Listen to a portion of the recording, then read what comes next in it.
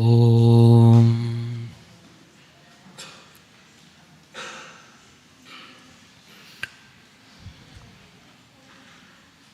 ஸ்ரீ குருபியோ நமஹ. பாராயணம் பண்ணும்பொழுது முக்கியமாக குருவிற்கும் விநாயகருக்கும் சரஸ்வதிக்கும் வணக்கங்கள் தெரிவித்து கொண்டு அதுக்கப்புறம் நம்ம எந்த தெய்வத்தையோட ஒரு பாராயணம் பண்ணுறோமோ அவங்களோட ஒரு தியான ஸ்லோகம் சொல்லி மற்ற பாராயணம் பண்ணுறது தான் ஒரு வழக்கம். இப்போது நம்ம பகவத்கீதை அதுக்குள்ளே இருக்கிற 12th சாப்டர் 12வது அத்தியாயத்தை நாம் படிக்க போகிறோம். இன்னொரு விஷயம், வெளியில் ஒரு பாப்புலர் டூன் ஒன்று இருக்குது. பட் நம்ம மடத்தில் ராமகிருஷ்ண மட் மிஷனில் எங்கே போனாலும் ஒரே ஒரு டோனில் தான் நம்ம இந்த சாண்டிங் இல்லை இந்த பகவத்கீதையை பாடுற ஒரு டோன் இருக்குது. ஸோ நம்ம அந்த பரம்பரையிலே சொல்லுவோம். இக்கோ வேண்டாம், ஜஸ்ட் நார்மல். கீதா தியானம் முதலாவது இந்த பக்கத்தில் இருக்கிறதே ஃபுல் நம்ம இப்போ சொல்ல போகிறதில்ல. வசுதேவ சுதம் தேவம் கம்சசாணூரமர்தனம் 5வது ஸ்லோகம் இருக்குது பாருங்க. தேவகி பரமானந்தம் கிருஷ்ணம் வந்தே ஜெகத்குரும். இது மட்டுமே நம்ம சொல்லிட்டு directly will go to 12th சாப்டர். ஸோ நான் ஒரு முறை சொல்கிறேன், நீங்கள் திரும்பி அது 2 முறை சொல்லணும். ஸோ அது உங்களுக்கு ஒரு பழக்கமாகிடும், திரும்பி எல்லோரும் கற்றுக்கொள்ளலாம். ஓம் வசுதேவ சுதம் தேவம்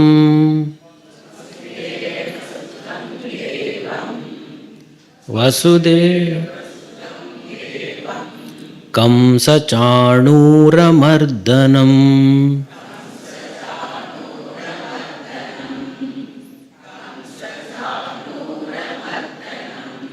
தேவகி பரமானந்தம்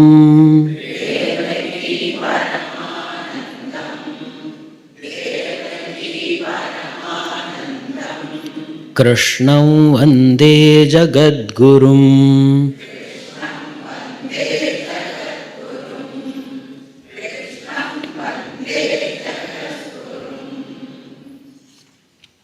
இதை சொல்லிட்டு நம்ம எந்த அத்தியாயம் வேணாம் ஆரம்பிக்கலாம். இல்லை இதில் பாராயணத்தில் நிறைய விதம் இருக்கிறது. நம்ம ஒரே நாளில் மொத்தமாக ஸ்டார்ட் பண்ணிவிட்டு அப்படியே கடைசி வரைக்கும் சொல்லலாம். இல்லை விடியாகவும் சொல்லலாம். 6 அத்தியாயம் சொல்லிவிட்டு ஒரு கேப் கொடுத்து திரும்ப ஒரு ஆரத்தி பண்ணி திரும்ப 6 சாப்டர் இந்த மாதிரியும் இருக்கிறது. அல்லது ஒவ்வொரு நாளும் ஒவ்வொரு சாப்டர் பண்ணுறது ஒரு பாராயணம் இருக்கிறது. ஸோ யாருக்கு எது சௌகரியமாக இருக்குமோ அதை அவங்க அப்படி பண்ணலாம். இப்பொழுதுக்கு நாம் 12வது அத்தியாயம் பக்தி யோகா இது சொல்ல போகிறோம், கற்றுக்கொள்ள போகிறோம். அத 12ோऽध्यायः.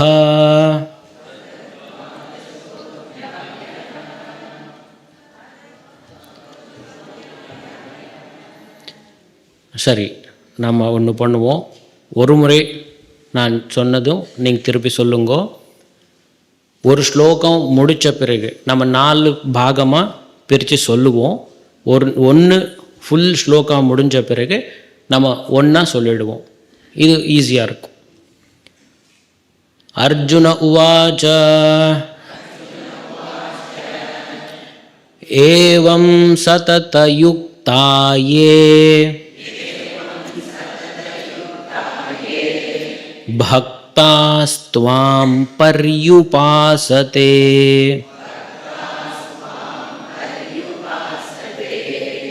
ஏ சாப்யக்ஷரமவ்யக்தம்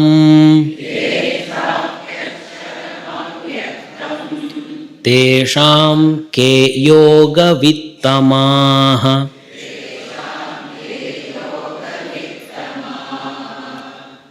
இதே ஸ்லோகத்தை ஃபஸ்ட் ஃபுல் லைன் சொல்லுவோம், செகண்ட் லைன் ஃபுல் சொல்லுவோம். ஸோ ஃபுல் சொல்கிற வரைக்கும் கேட்டுட்டு திருப்பி சொல்லலாம். ஏவம் சததயுக்தா யே பக்தாஸ்த்வாம் பர்யுபாசதே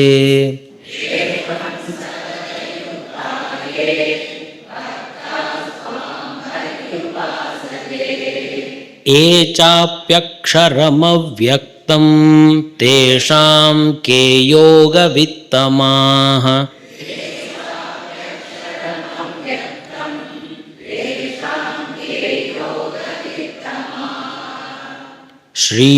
श्रीभगवानुवाच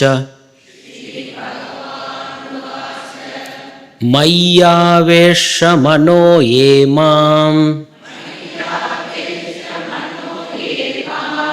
नित्ययुक्ता उपासते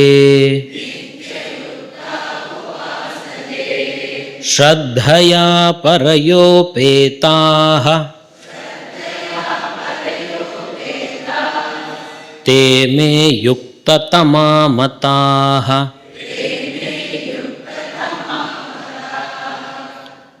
मय्यावेश्य मनो ये मां नित्ययुक्ता उपासते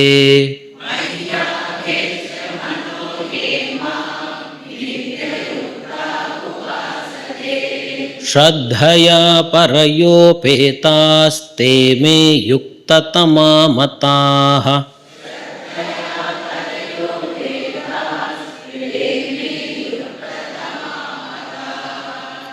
एत्वक्षरमनिर्देश्यम् अव्यक्तं पर्युपासते सर्वत्र गमचिन्त्यं च कूटस्थमचलं ध्रुवम्. एत्वक्षरमनिर्देशमव्यक्तं पर्युपासते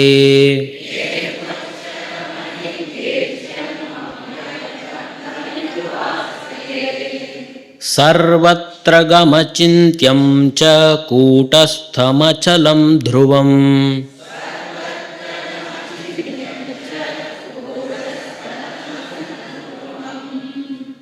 कूटस्थमचलं ध्रुवम्. संनियम्येन्द्रियग्रामम् सर्वत्र समबुद्धयः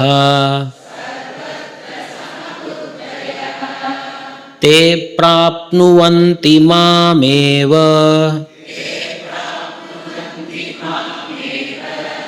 सर्वभूतहिते रताः. संनियम्येन्द्रियग्रामं सर्वत्र समबुद्धयः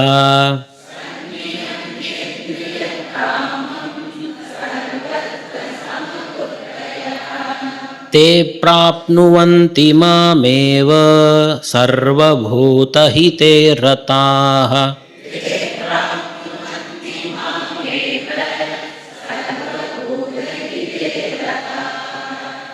क्लेशोऽधिकतरस्तेषाम् अव्यक्तासक्तचेतसाम् अव्यक्ता हि गतिर्दुःखम् देहवद्भिरवाप्यते. क्लेशोऽधिकतरस्तेषाम् अव्यक्तासक्तचेतसाम्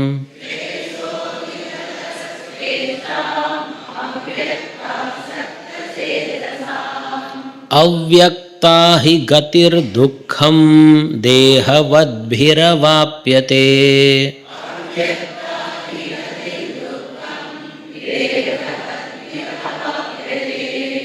ಏತು ಸರ್ವಾಣಿ ಕರ್ಮಾಣಿ ಮಯಿ ಸನ್ಯಸ್ಯ ಮತ್ಪರಾಃ ಅನನ್ಯೇನೈವ ಯೋಗೇನ ಮಾಂ ಧ್ಯಾಯಂತ ಉಪಾಸತೆ.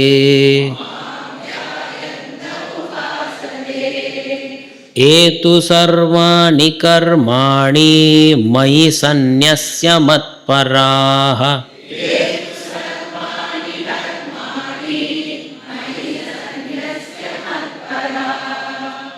ಅನನ್ಯೇನೈವ ಯೋಗೇನ ಮಾಂ ಧ್ಯಾಯಂತ ಉಪಾಸತೆ.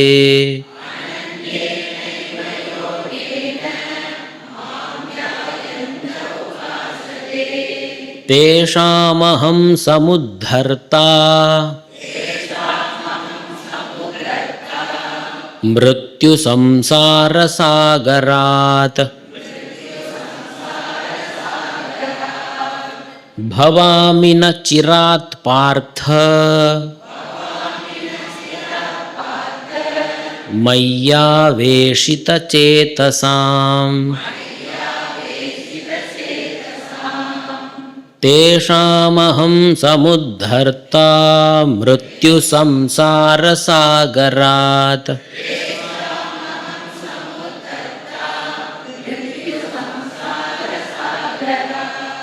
ಭವಾಮಿ ನ ಚಿರಾತ್ ಪಾರ್ಥ ಮಯ್ಯಾವೇಶಿತಚೇತಸಾಂ.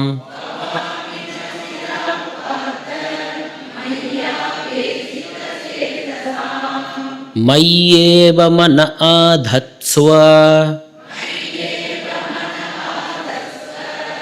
ಮಯಿ ಬುದ್ಧಿಂ ನಿವೇಶಯ. ನಿವಸಿಷ್ಯಸಿ ಮಯ್ಯೇವ ಅತ ಊರ್ಧ್ವಂ ನ ಸಂಶಯಃ. ಮಯ್ಯೇವ ಮನ ಆಧತ್ಸ್ವ ಮಯಿ ಬುದ್ಧಿಂ ನಿವೇಶಯ.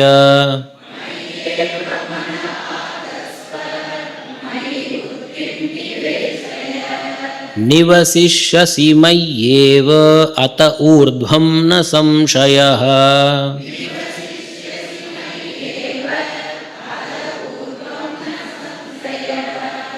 ಅಥ ಚಿತ್ತಂ ಸಮಾಧಾತುಂ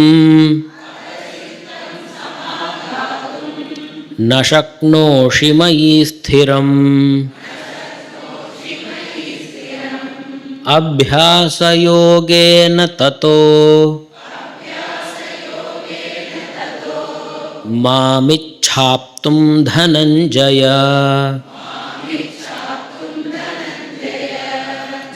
ಅಥ ಚಿತ್ತಂ ಸಮಾಧಾತುಂ ನ ಶಕ್ನೋಷಿ ಮಯಿ ಸ್ಥಿರಂ.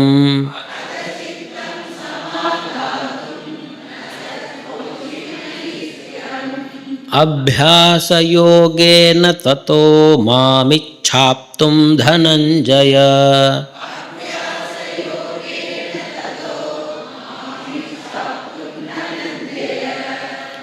ಅಭ್ಯಾಸೇಪ್ಯಸಮರ್ಥೋಸಿ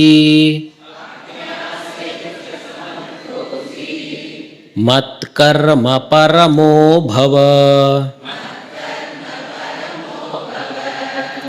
ಮದರ್ಥಮಪಿ ಕರ್ಮಾಣಿ ಕುರ್ವನ್ ಸಿದ್ಧಿಮವಾಪ್ಸ್ಯಸಿ.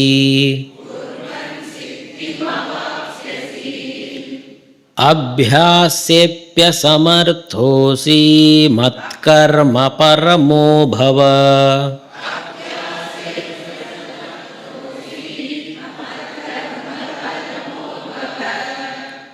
அபியாசே அபி சமர்த்தः அசி. இது ஒன்றா சேர்ந்து சொல்லும் பொழுது அபியாசேப்ய சமர்த்தோசி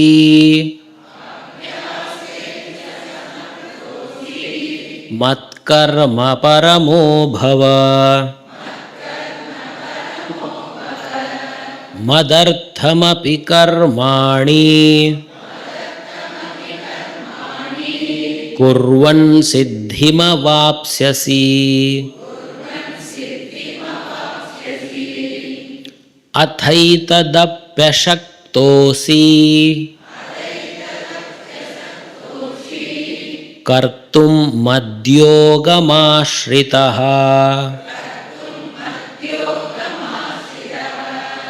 ಸರ್ವಕರ್ಮಫಲತ್ಯಾಗಂ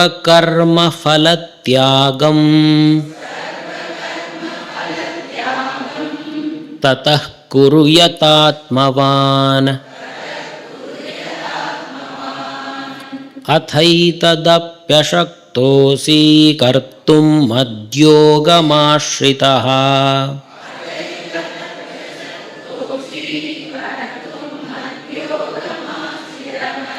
ಸರ್ವಕರ್ಮಫಲತ್ಯಾಗಂ ತತಃ ಕುರು ಯತಾತ್ಮವಾನ್.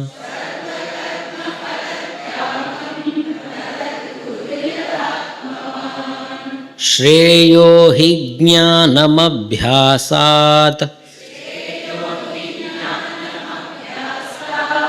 ಜ್ಞಾನಾದ್ ಧ್ಯಾನಂ ವಿಶಿಷ್ಯತೆ.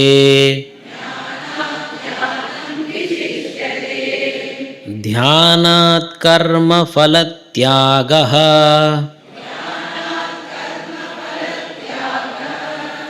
ತ್ಯಾಗಾತ್ ಕ್ಷಾಂತಿರನಂತರಂ.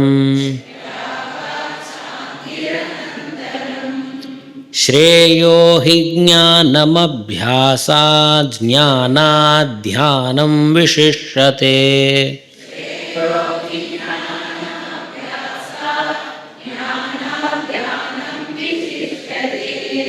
ಧ್ಯಾನಾತ್ ಕರ್ಮಫಲತ್ಯಾಗಃ ತ್ಯಾಗಾತ್ ಕ್ಷಾಂತಿರನಂತರಂ.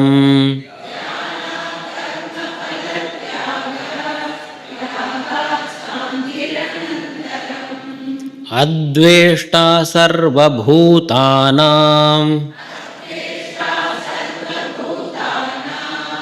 ಮೈತ್ರಃ ಕರುಣ ಏವ ಚ. ನಿರ್ಮಮೋ ನಿರಹಂಕಾರಃ ಸಮದುಃಖಸುಖಃ ಕ್ಷಮೀ. ಅದ್ವೇಷ್ಟಾ ಸರ್ವಭೂತಾನಾಂ ಮೈತ್ರಃ ಕರುಣ ಏವ ಚ.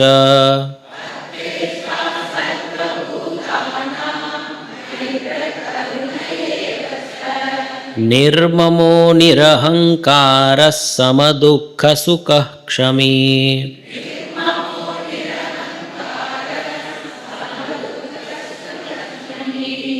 ಸಂತುಷ್ಟಃ ಸತತಂ ಯೋಗಿ ಯತಾತ್ಮಾ ದೃಢನಿಶ್ಚಯಃ. ಮಯ್ಯರ್ಪಿತಮನೋ ಬುದ್ಧಿಃ ಯೋ ಮದ್ಭಕ್ತಃ ಸ ಮೇ ಪ್ರಿಯಃ. ಸಂತುಷ್ಟಃ ಸತತಂ ಯೋಗಿ ಯತಾತ್ಮಾ ದೃಢನಿಶ್ಚಯಃ.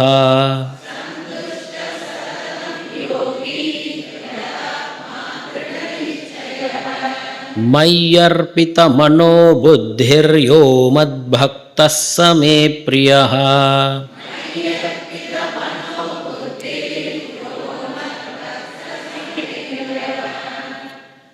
ಯಸ್ಮಾನ್ನೋ ದ್ವಿಜತೆ ಲೋಕೋ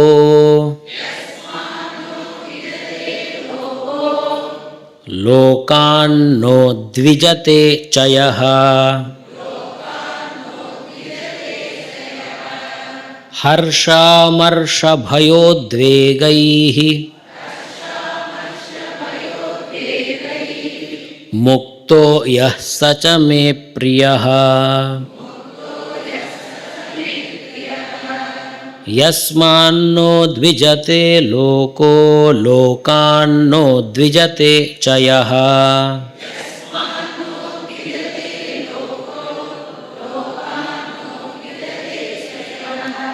ಹರ್ಷಾಮರ್ಷಭಯೋದ್ವೇಗೈರ್ಮುಕ್ತೋ भक्तो यः स च मे प्रियः।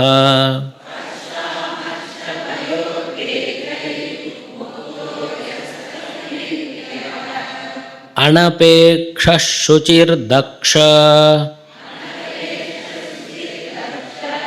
उदासीनो गतव्यथः। सर्वारम्भपरित्यागी यो मद्भक्तः स मे प्रियः। अनपेक्षः शुचिर्दक्ष उदासीनो गतव्यथः।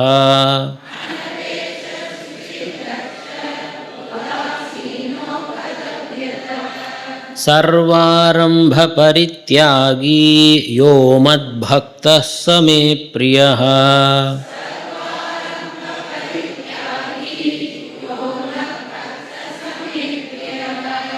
यो न हृष्यति न द्वेष्टि न शोचति न काङ्क्षति शुभाशुभपरित्यागी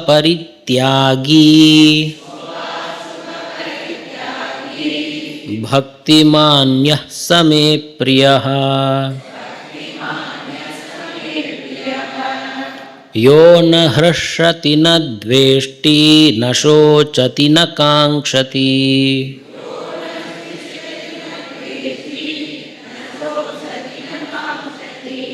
शुभाशुभपरित्यागी भक्तिमान्यः स मे प्रियः।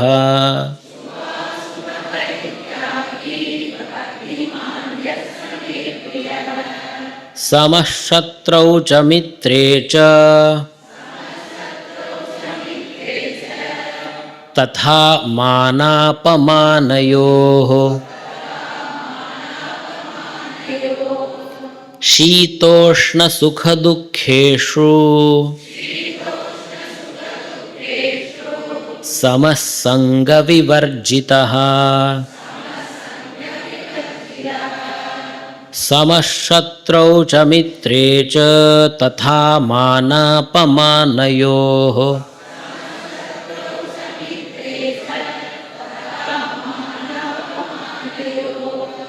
शीतोष्णसुखदुःखेषु समः सङ्गविवर्जितः।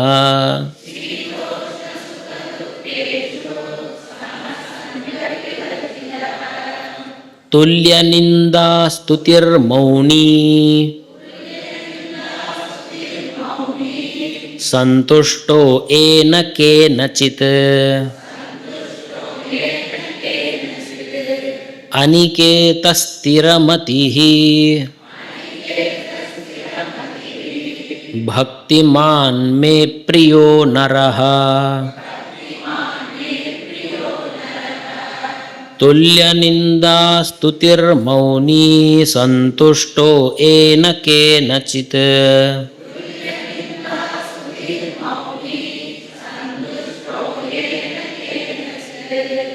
अनिकेतस्थिरमतिर्भक्तिमान् मे प्रियो नरः।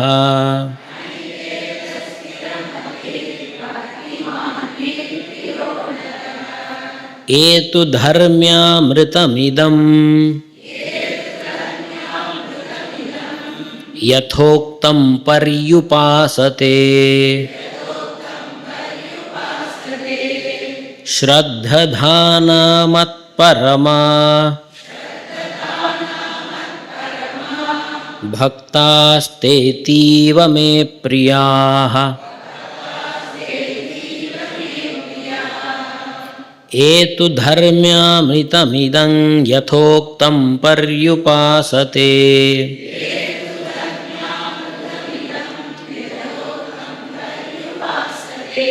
श्रद्धधाना मत्परमा भक्तास्तेतीव मे प्रियाः।